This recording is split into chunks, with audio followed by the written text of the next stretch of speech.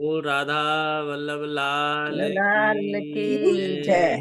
जय जय तुलसियापति श्री जय राम। श्री राधे जय श्री राधे। बोल बोल सियापति पति रामचंद्र रामचंद्र भगवान भगवान की की भगवान जय। की जय। बहन प्रमिला जी आज एक भजन सुनाएंगी पहले प्रारंभ में, फिर उसके बाद हम लोग। आचार्य जी हमारे आ गए। आचार्य जी को शत शत नमन। आ, आचार्य जी को शिक्षक। हाँ, शुरू करिए बहन। सीताराम सीताराम सीताराम कहिए, जाए विधि राखे राम ताहे विधि रहिए। सीताराम सीताराम सीताराम कहिए, जाहे विधि राखे राम ताहे विधि रहिए। मुख में हो राम नाम, राम सेवा हाथ में, तू अकेला नहीं प्यारे, राम तेरे साथ में। मुख मुख में में हो हो राम राम नाम, राम। राम राम सेवा तेरे हाथ हाथ में, में।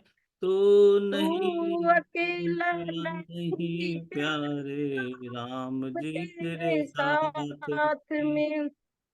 में। विधि का विधान जान हानि लाभ सही, जाहे विधि राखी राम ताहे विधि रही। सीताराम राम सीताराम सीताराम सीताराम सीताराम कहिए, कहिए, जाहि जाहे विधि राखे विधि राखी राम ताहि राम ताहे विधि विधि रहिए। रही। किया अभिमान तो फिर मान नहीं पाएगा, होगा प्यारे वो ही जो श्री राम जी को भाएगा। किया किया अभिमान अभिमान तो तो फिर फिर मान मान नहीं नहीं पाएगा। पाएगा, होगा प्यारे प्यारे वो ही जो श्री राम राम जी जी को को भाएगा। पाएगा। फल आशा त्याग शुभ काम करते रहे, जाहे विधि राखी राम ताहे विधि रही। फल आशा त्याग शुभ काम करते रहे, रहिए। जाए विधि राखे राम ताहे विधि रही। सीताराम सीताराम सीताराम कही, कहिए, जाहि जाए विधि विधि राखे राखे राम राम ताहे विधि रही। जिंदगी की डोर सौंप हाथ दीनानाथ की, महलों में रख चाहे झोपड़े में वास दे। जिंदगी जिंदगी की डोर डोर सौंप हाथ दी हाथ दीनानाथ हाथ के, पे। महलों में रख चाहे झोपड़े में वास दे। धन्यवाद निर्विवाद राम राम कहिए, जाहे विधि राखे राम ताहे विधि रहिए। सीताराम सीताराम सीताराम सीताराम सीताराम कहिए, कहिए, जाहे जाहि विधि विधि राखे राखे राम राम ताहे विधि रहिए। आशा एक राम जी से दूजी आशा छोड़ दे, नाता एक राम से दूजे नाते तोड़ दे। आशा एक राम राम जी जी से से दूजे दूजी आशा नाता। छोड़ दे, नाता एक राम राम जी जी से से दूजा दूजे नाता नाता तोड़ तोड़ दे। दे। साधु संग राम रंग, जय राम ताए विधि। सीताराम सीताराम सीताराम कहिए ताहे विधि वीरा के के राम दाता ताहे विधि वीर। किए। बोल सियापति रामचंद्र भगवान की जय।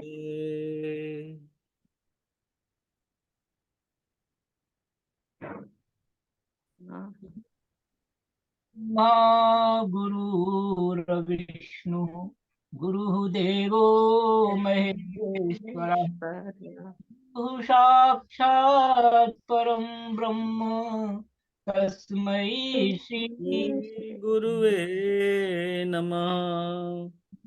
श्री गुरवे नमः। नमः शिवाय गुरवे नादबिन्दुकलात्मने निरञ्जनपदं याति नित्यं यत्र परायणः। वसुदेवसुतं देवं कंसचाणूरमर्दनं देवकी परमानन्दं कृष्णं वन्दे जगद्गुरुम्। लोकाभिरामं रणरङ्गधीरं राजीवनेत्रं रघुवंशनाथं कारुण्यरूपं करुणाकरन्तं श्रीरामचन्द्रं शरणं प्रपद्ये। श्रीरामचन्द्रं शरणं प्रपद्ये। हे कृष्ण करुणा सिंधो दीनबंधो जगत्पते गोपेश गोपिका कांत राधा कांत नमोस्तुते। तप्त कांचन गौरांगी राधे वृंदावनेश्वरी वृषभानुसुते देवी प्रणमामि हरे प्रिये प्रणमामि हरे प्रिये। हरि ओम। अतुलित बलधाम हेमशैलाभदेहं तनुजवन कृशानुं ज्ञानिनामग्रगण्यं सकलगुणनिधानं वानराणामधीशम् रघुपति प्रिय भक्तं वातजातं नमामि। रघुपति प्रिय भक्तं वातजातं नमामि। हरि ओम गुरुभ्यो नमः। सभी हमारे प्रेमी साथियों का, भक्तों का मैं हृदय से अभिनंदन करता हूँ, स्वागत करता हूँ। आज की इस कथा में बड़ा सौभाग्य है, सभी सौभाग्यशाली हैं कि सबके हृदय में भगवत प्रेम जागृत है और सबके अंदर में वो निष्ठा बनी हुई है, वो श्रद्धा। कहते हैं श्रद्धावान लभते ज्ञानम, बिना श्रद्धा के तो कुछ होता नहीं है भगवत प्राप्ति के लिए। तो आज की कथा में आप सभी का बहुत बहुत विनम्र प्रणाम। आज हम प्रभु शत नमन। हाँ जी, बहुत बहुत सभी का स्वागत है जी। अथ द्वादशो अध्यायः इक्ष्वाकु वंश के शेष राजाओं का वर्णन।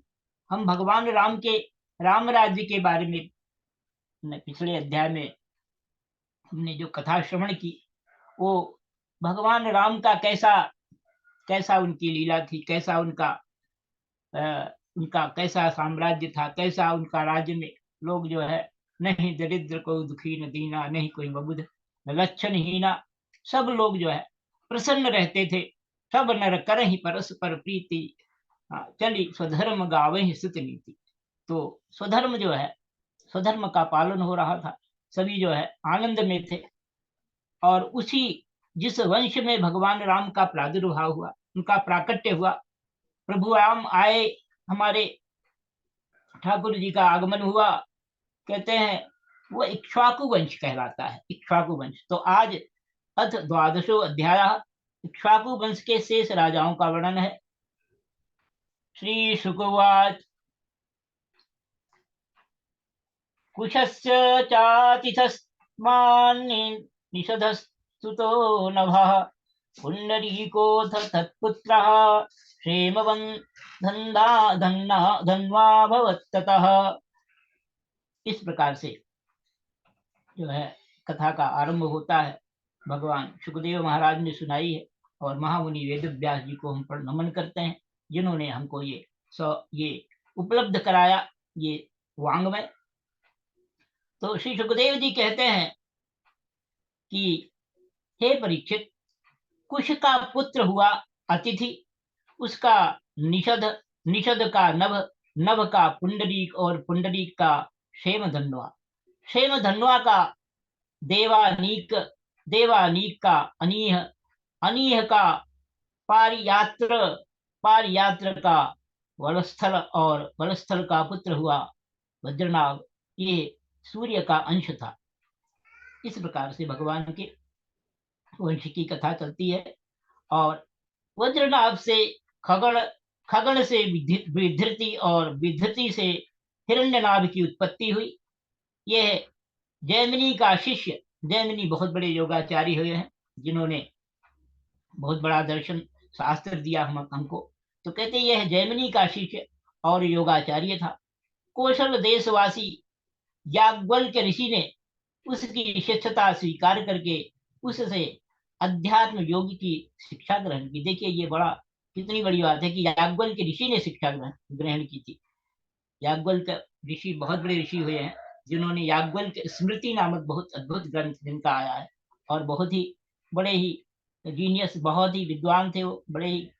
और कहते हैं कि याज्ञवल्क्य ऋषि ने उसकी शिष्यता स्वीकार करके उससे अध्यात्म योग की शिक्षा ग्रहण की थी। ये महिमा है, गुरु, गुरु की महिमा है।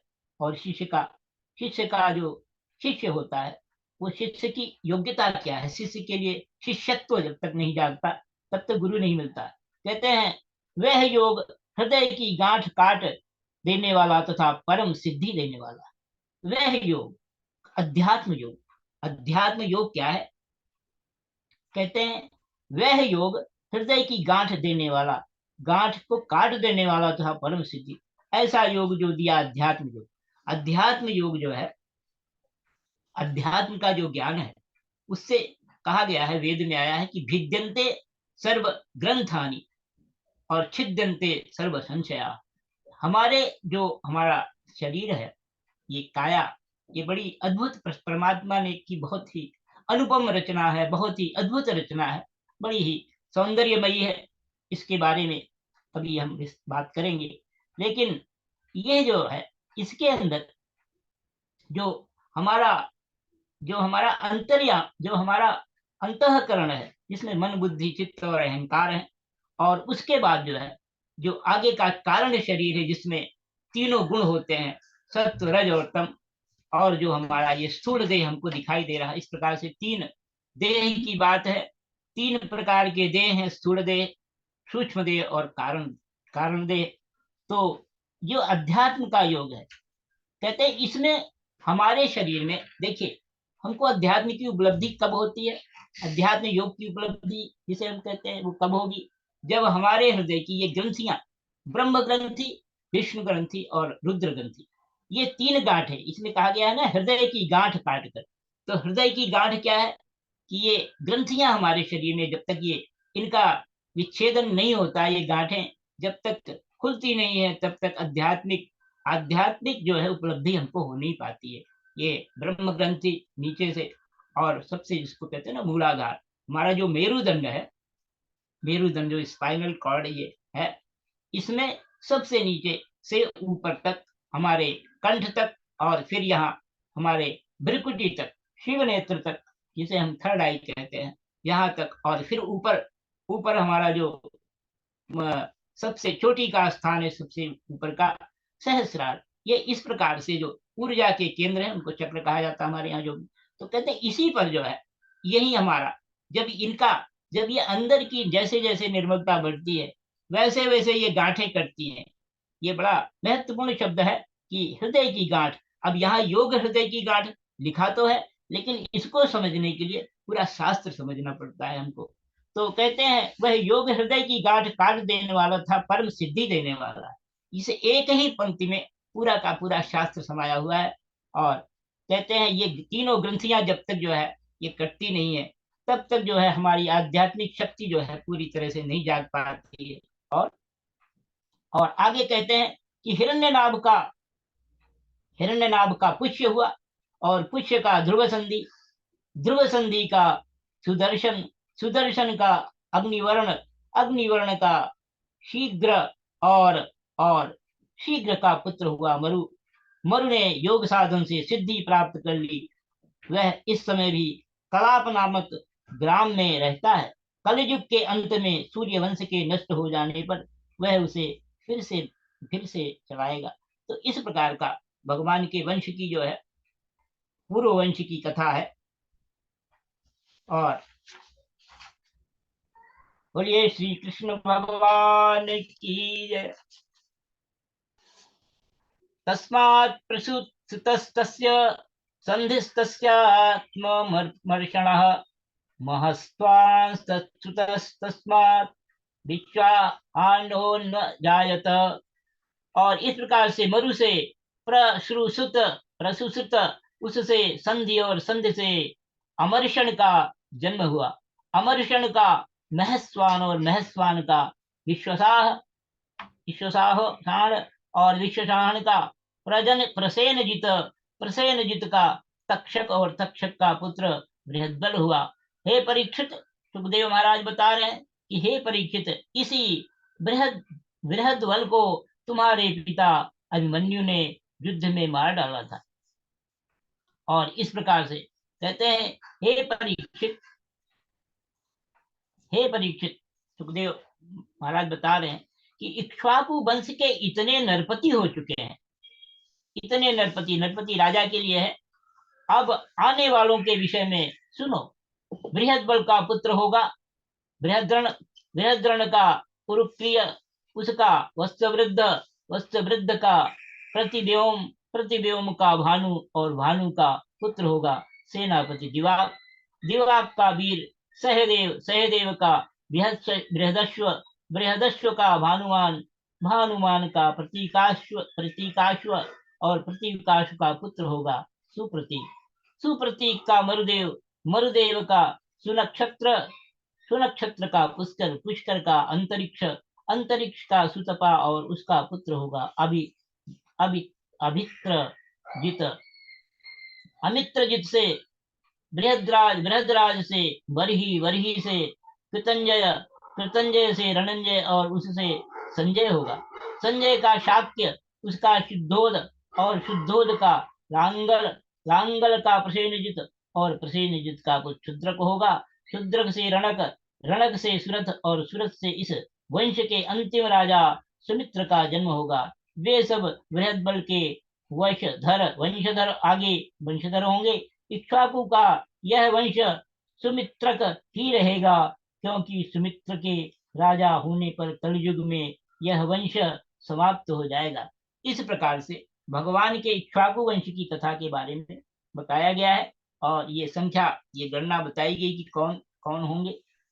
और इस प्रकार से ये 12वां अध्याय जो है का समापन होता है। इति श्रीमद्भागवते महापुराणे पारमहंस्यां संहितायां नवम स्कंधे इक्ष्वाकुवंश वर्ण नाम 12वां अध्याय। बोलिए श्री कृष्ण भगवान की जय। श्री राम जय राम, जय जय राम, श्री राम जय राम जय जय राम। श्री राम जय राम जय जय जय जय राम।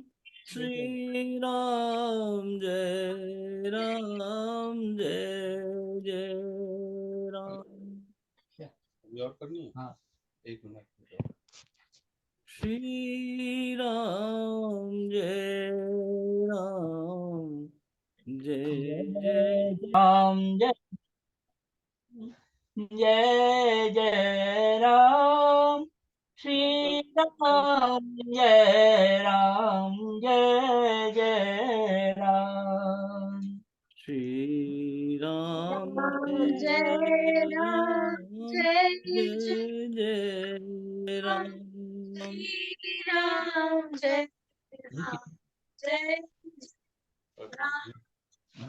राम। मैं तो हाथ मुंह धोने जा रहा था। श्री आइए, ये सियापति रामचंद्र की जय। बोलिए श्री कृष्ण भगवान की जय। जय। अथ त्रयोदशो अध्याय। राजा निमि के वंश का वर्णन। बहुत ही नाम हुआ राजा निमि का और बहुत ही सुपरिचित नाम है राजा निमि का। श्री सुखदेव जी महाराज कहते हैं, श्री शुक उवाच निमिरिक्ष्वाकुतनयो वसिष्ठ मृतर्द्विजम् आरभ्य सत्रं सोऽप्याह सत्रेण प्रागभृतोऽस्मि भोः तं निर्वर्त्यागमिष्यामि तावन्मां प्रतिपालय तूष्णीमासीद गृहपतियशोऽपीन्द्रश्चाकरोन्मखम्। हरे कृष्ण। श्री सुखदेव जी कहते हैं कि हे परीक्षित, इक्ष्वाकु के पुत्र थे निमि। उन्होंने यज्ञ आरंभ करके महर्षि वशिष्ठ को ऋत्विज के रूप में वर्ण किया। देखिए, ये कथा ध्यान देने की है कि वशिष्ठ जी ने कहा कि राजन, इंद्र अपने यज्ञ के लिए मुझे पहले ही वर्ण कर चुके हैं। इक्ष्वाकु महाराज ने ऐसा उनको कहा, तो उनका इंद्र जी पहले ही वर्ण कर चुके हैं। उनका यज्ञ पूरा करके मैं तुम्हारे पास आऊंगा, तब तक तुम मेरी प्रतीक्षा करना। यह बात सुनकर राजा निमि चुप हो रहे और वशिष्ठ जी इंद्र का यज्ञ कराने चले गए। विचारवान निमि ने, विचारवान जो अच्छे चिंतक थे, यह सोच कर कि जीवन तो क्षणभंगुर है, विलंब करना उचित न समझा। देखिए, कहते हैं ना, शुभ से शीघ्र, शुभ कार्य का जो टालना नहीं चाहिए, ऐसा हमको यहाँ से शिक्षा मिल रही है। और यज्ञ प्रारंभ कर दिया। जब तक गुरु वशिष्ठ जी न लौटे, तब तक के लिए उन्होंने दूसरे ऋतुजों को वर्ण कर लिया। गुरु वशिष्ठ जी जब इंद्र का यज्ञ संपन्न करके लौटे, तो उन्होंने देखा कि उनके शिष्य निमि ने तो उनकी बात न मानकर यज्ञ प्रारंभ कर दिया है। उस समय उन्होंने शाप दिया कि निमि को अपनी विचारशीलता और पांडित्य का बड़ा घमंड है, इसलिए इसका शरीर पात हो जाए। देखिए, ये एक समय ऐसा आ गया, ईश्वर की मर्जी है, परमात्मा जो चाहता है वही होता है। निमि की दृष्टि में गुरु वशिष्ठ का यह शाप धर्म के अनुकूल नहीं, प्रतिकूल था। इसलिए उन्होंने भी शाप दिया कि आपने लोभवश अपने धर्म का आदर नहीं किया, इसलिए आपका शरीर भी गिर जाए। देखिए, ये होती है जी अपनी अपनी जो तपस्या का है। ये कह करके आत्मविद्या में निपुण निमि ने अपने शरीर का त्याग कर दिया।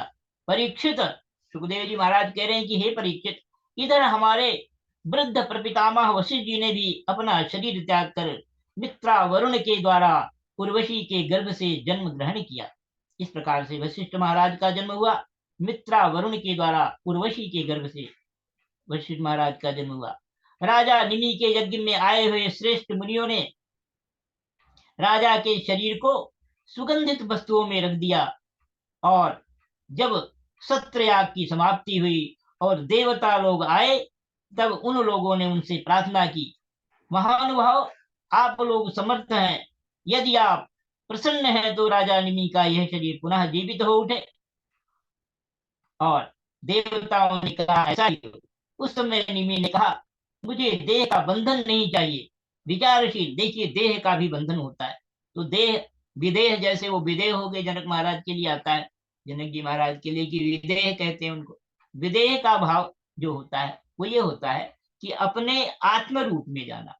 हम शरीर का बोध, देखिए सामान्य तौर पर यही होता है कि मनुष्य जो है इस स्थूल शरीर के साथ, जो ये फिजिकल बॉडी है, जो ये हमको हमारी आंखों को दिखाई दे रहा जो शरीर, यह शरीर जो है ये तो पांच भौतिक शरीर है, जड़ है।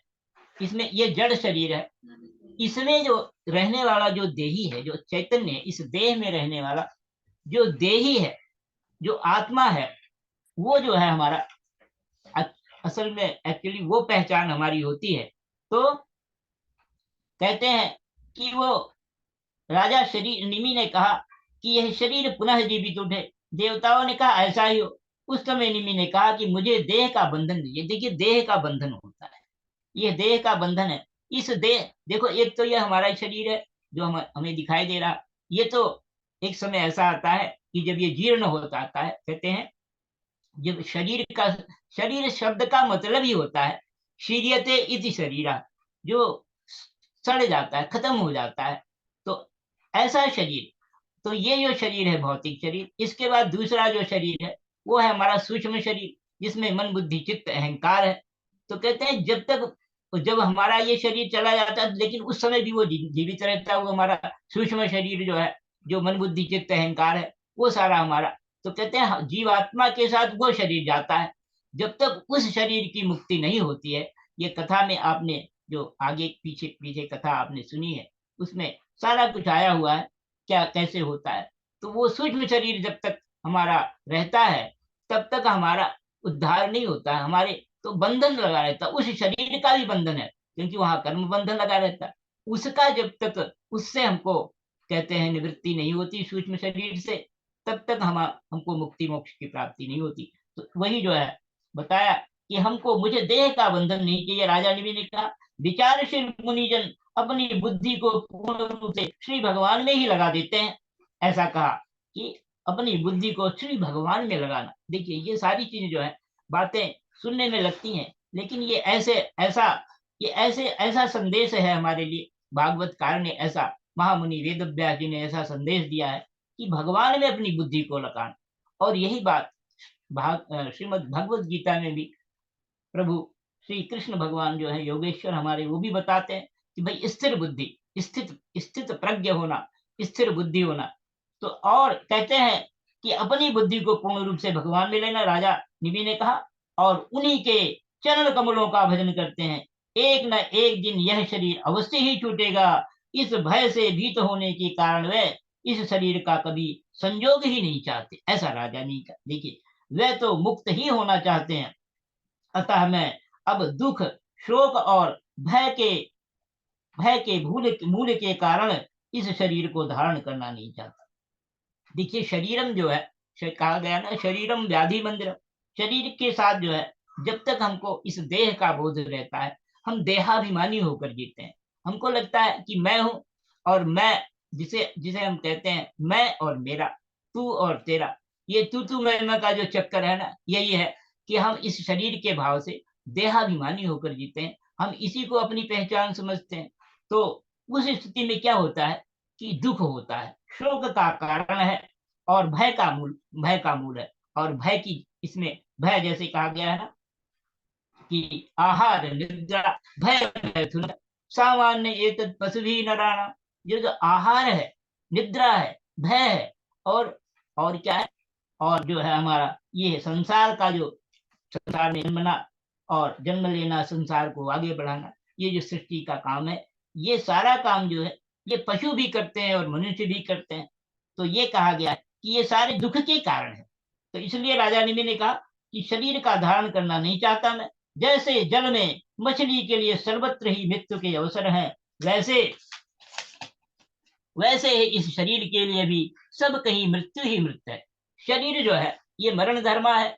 शरीर जो है ये हर क्षण काल के अधीन है। हम इसको पहचान नहीं पाते हैं, क्योंकि हमारा ज्ञान जो है, हमारा विवेक जब तक नहीं जगता है, जब तक विवेक जागृति नहीं होती हमारा, हमको अच्छे बुरे का बोध नहीं होता। नीर क्षीर का, जैसे हंस होता है, हंस तो क्या है कि दूध और पानी को वो अलग कर देता है, उसके अंदर ये पावर है। तो हमारे अंदर क्या है, हमारे अंदर ज्ञान और अज्ञान का जो मामला है, जो उसमें हमको जब तक हमारा ज्ञान नहीं जगता, हमको जब तक ये नहीं पता लगता है कि क्या चीज नश्वर है और क्या अनश्वर है।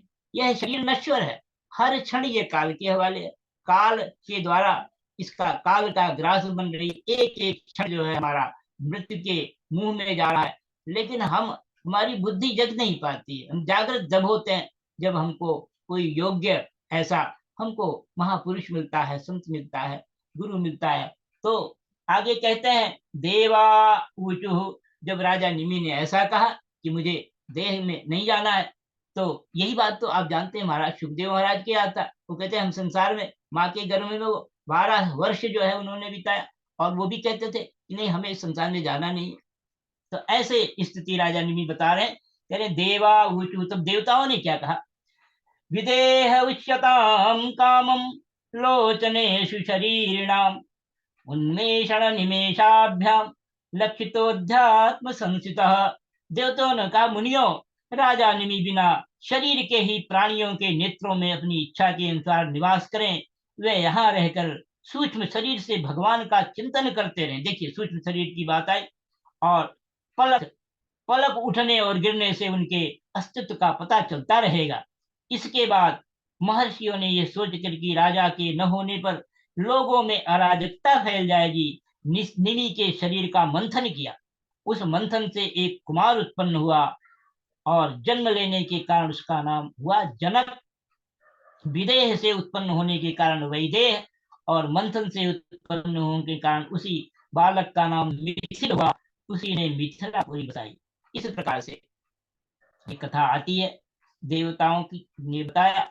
और आगे जो है कहते हैं कि परीक्षित तस्मात् बृहदसस्तस्य महावीर्या सुधृत पिता शुद्धते दृष्ट केतुर्वै हर्यश्योत अथ मरुस्ततः। परीक्षित आगे कहते सुखदेव महाराज कि जनक का उदावसु, उसका नंदीवर्धन का सुकेतु, उसका देवरात का बृहद्रथ का महावीर का सुधृति का दृष्टकेतु का हर्यश्व, और उसका मरु नामक पुत्र हुआ। इस प्रकार से ये कथा है। मरु से प्रतिपक से कृत्यथ, से देवमीढ़ से विश्रुत, और विश्रुत से महाधृति का जन्म हुआ। महाधृति का कृतिरात का महारोमा का स्वर्णरोमा, और स्वर्णरोमा का पुत्र हुआ हरस्वरोमा। इसी हरस्वरोमा के पुत्र महाराज धीरध्वज थे। वे जब यज्ञ के लिए धरती जोत रहे थे, तब उनके शीर हल के अग्रभाग फाल से सीता जी की उत्पत्ति हुई। इसी से उनका नाम शीरध्वज पड़ा। शीरध्वज के कुशध्वज के धर्मध्वज, और धर्मध्वज के 2 पुत्र है, कृतध्वज और मितध्वज। कृतध्वज के केशिध्वज और मितध्वज के खांडिक्य हुए। हे परीक्षित, सुखदेव जी महाराज कह रहे हैं, हे परीक्षित, केशिध्वज आत्मविद्या में बड़ा प्रवीण था। इस प्रकार से इस वंश की कथा आप सुन रहे हैं, और बहुत ही आनंददायक है। और कहते हैं खांडिक्य था कर्मकांड का मर्मज्ञ। जो खांडिक्य हुआ, ये कर्मकांड का, ये इतने नामों को कंठस्थ करना तो नहीं है, लेकिन ये हमें उसकी पृष्ठभूमि मिल जाती है, ऐसा इससे पता लग जाता है उसका। तो वह केशिध्वज से भयभीत होकर भाग गया। केशिध्वज का पुत्र भानुमान, और भानुमान का शतद्युम्न था, और शतद्युम्न से शुचि से सनद्वाज से ऊर्ध्वकेतु से अज से पुरजित से अरिष्टनेमी से श्रुतायु से सुपार्श्वक से चित्ररथ, और चित्र से मिथिलापति क्षेमधि का जन्म हुआ। क्षेमधि से समरथ से सत्यरथ से उपगुरु, और उपगुरु से उपगुप्त नामक पुत्र हुआ। वह अग्नि का अंश था। उपगुप्त का वस्तुअनंत का युद्ध का सुहाषण का श्रुत का जय का विजय, और विजय का ऋत नामक पुत्र हुआ। ऋत का सुनक का वीतहव्य का धृति, धृति का बहुलाश्व, बहुलाश्व का कृति और कृति का पुत्र हुआ महावशी। इस प्रकार से इस वंश की कथा बताई जा रही है। और आगे भगवान, हाँ महाराज सुखदेव जी महाराज कह रहे हैं कि हे परीक्षित, वे मिथिला के वंश में उत्पन्न सभी नरपति मैथिल कहलाते थे। मिथिला के वंश में उत्पन्न होने के कारण मैथिल कहलाते थे। ये सब के सब आत्मज्ञान से संपन्न एवं गृहस्थाश्रम में रहते हुए भी सुख दुख आदि द्वंद्वों से मुक्त थे। देखिए, ये सुख दुख का जो द्वंद्व है, ये सभी के साथ संसार में लगा रहता है। कभी सुख आता है, इसी का नाम संसार है। जो ये द्वंद्व जहां तक है, जब तक ये द्वंद्व चलता रहता है, और इस द्वंद्व से जब हम ऊपर उठ जाते हैं, सुख दुख लाभ हानि इन सब से, पहले तो इसमें समत्व का भाव रखना। सुख में बहुत उत्तेजित नहीं होना, दुख में बहुत जल्दी विद्वेलित, बहुत जल्दी विषाद में नहीं आ जाना, दुखी नहीं हो जाना, विचलित ना होना। ये समत्व ही जो है हमारे, मतलब ये हमारे साधक, हमारे भक्तों की पहचान है कि भक्त लोग जो है वो समत्व के भाव में रहते हैं। तो कहते हैं कि गृहस्थ आश्रम में रहते हुए सुख दुख आदि द्वंद्वों से मुक्त थे। इन द्वंद्वों से गृहस्थ में रहकर भी जब हमारी बुद्धि में ईश्वरार्पण हो जाती है, भगवत बुद्धि हो जाती है, जब हमको ऐसा लगता है कि सब कुछ तो भगवान का है, अपना तो कुछ नहीं, यह देह भी माँ बाप का दिया हुआ, यह इस पर भी अपना कोई अधिकार नहीं, पंचभूतों का बना हुआ है, जो जड़ है, जो प्रकृति का है, और जो जड़ है, जो नश्वर है। और इस प्रकार से जब हमको समझ में आ जाता है एक विरक्ति का भाव, हम संसार के भाव से, हम इस द्वंद्व के भाव से ऊपर उठ जाते हैं। वो स्थिति होती है जो अध्यात्म में जिनकी प्रगति गति हो जाती है, भक्त की स्थिति वही होती है। तो कहते हैं क्यों न हो याज्ञवल्क्य आदि बड़े बड़े योगेश्वरों की इन पर महान कृपा जो थी। देखिए, ये परंपरा बड़ी अद्भुत परंपरा रही, ज्ञानियों की परंपरा थी, का वंश था। तो इस प्रकार से इस 13वें अध्याय का जो है समापन होता है। श्रीमद्भागवते महापुराणे पारमहंस्यां संहितायां नवम स्कंदे निमि वंशानुवर्ण नाम त्रयोदशोऽध्याय। बोलिए श्री कृष्ण भगवान की जय। बोलिए सियापति रामचंद्र की जय। पवन सुत हनुमान की जय। उमापति महादेव की जय। बोलिए सब संतन की जय। अब भजन कर लें जी। आप करें। श्री राम जय जय राम, श्री राम जय जय। जय राम, अरे बोलिए। श्री राम जय राम, श्री राम जय जय राम, श्री राम जय जय राम, श्री राम श्री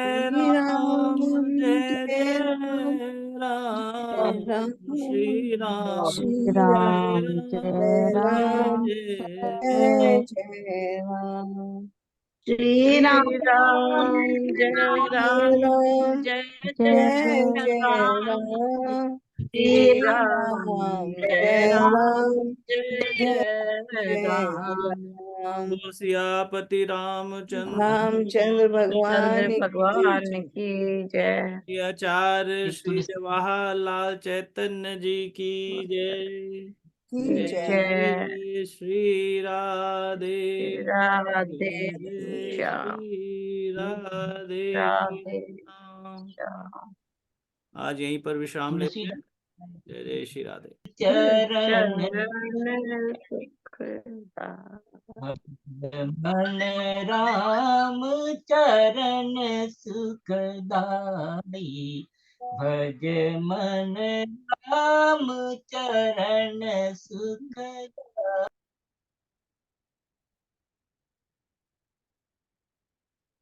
समा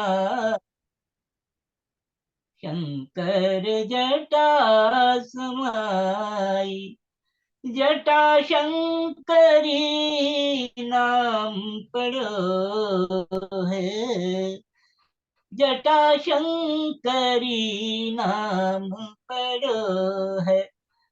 सब जग तारन आई, भज मन राम चरण सुखदाई भज मन जिन चरणन की चरण पादुका जिन चरणन की चरण पादुका भरत रहे सिर लाई सोई चरण के वट धोली हो सोई चरण के वट ढोली है तब हरि नाव चढ़ाई भज